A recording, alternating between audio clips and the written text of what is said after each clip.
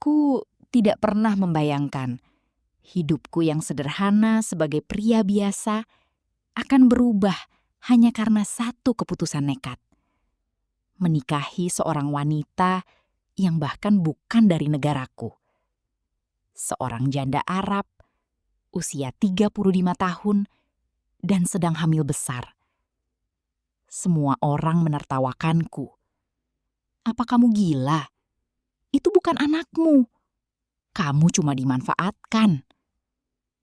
Aku mencoba tegar, meski dalam hati aku sendiri juga takut. Takut tidak bisa jadi suami yang baik. Takut tidak bisa menerima masa lalunya. Dan takut menghadapi malam pertama kami. Karena jujur saja, aku tidak tahu apa yang harus kulakukan.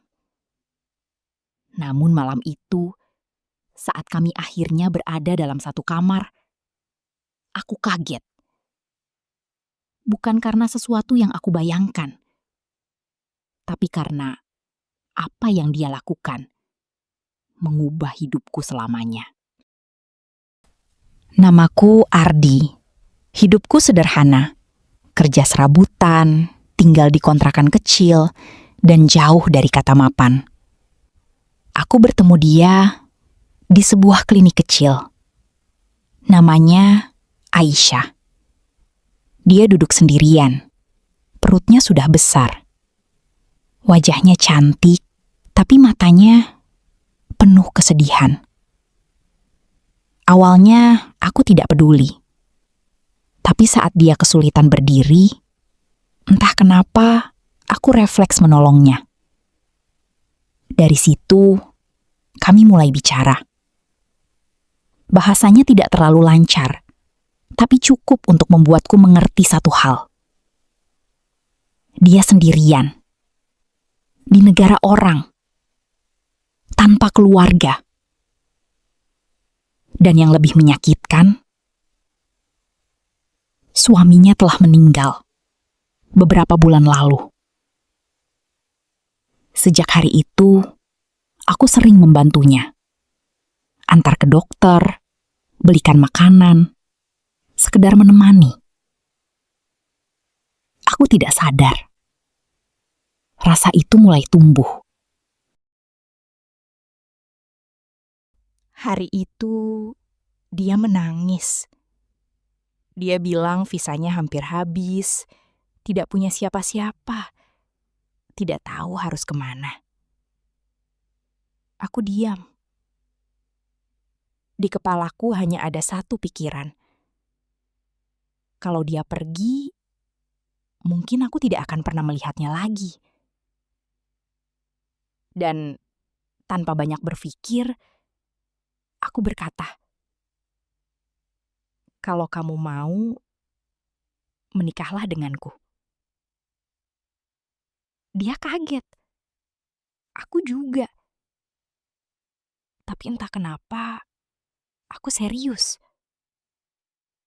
Beberapa hari kemudian, kami benar-benar menikah. Tanpa pesta, tanpa keluarga. Hanya dua orang dengan masa lalu masing-masing. Hidup setelah menikah tidak mudah. Tetangga mulai bergosip, teman-temanku menjauh. Apa kamu yakin itu pilihan yang benar? Kamu cuma jadi penanggung jawab masalah orang lain. Kadang aku mulai ragu. Apakah aku melakukan kesalahan? Aisyah pun sering terlihat murung. Dia jarang bicara. Lebih sering diam. Rumah kecil kami terasa dingin. Kami seperti dua orang asing yang terikat pernikahan. Malam itu akhirnya datang. Malam pertama kami. Aku gugup. Aku tidak tahu harus bagaimana. Tapi saat aku masuk kamar, Aisyah tidak seperti yang aku bayangkan. Dia tidak mendekat. Dia justru duduk, dan menangis. Aku panik. "Aku minta maaf," katanya pelan. Dia bilang dia belum siap. Bukan karena tidak mau, tapi karena hatinya masih penuh luka. Lalu dia melakukan sesuatu yang membuatku terdiam. Dia memegang tanganku dan meletakkannya di perutnya. "Ini bukan anakmu, tapi kalau kamu mau, jadilah ayahnya." Saat itu, aku merasa dadaku sesak. Bukan karena kecewa, tapi karena untuk pertama kalinya, aku benar-benar mengerti betapa berat hidupnya. Aku tidak berkata apa-apa. Aku hanya memeluknya. Dan malam itu bukan tentang fisik, tapi tentang menerima. Sejak malam itu, semuanya berubah. Kami mulai lebih terbuka.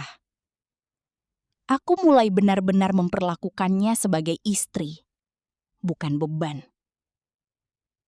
Dan saat hari kelahiran tiba, aku ada di sana, menggenggam tangannya. Dan ketika bayi itu lahir, air mataku jatuh.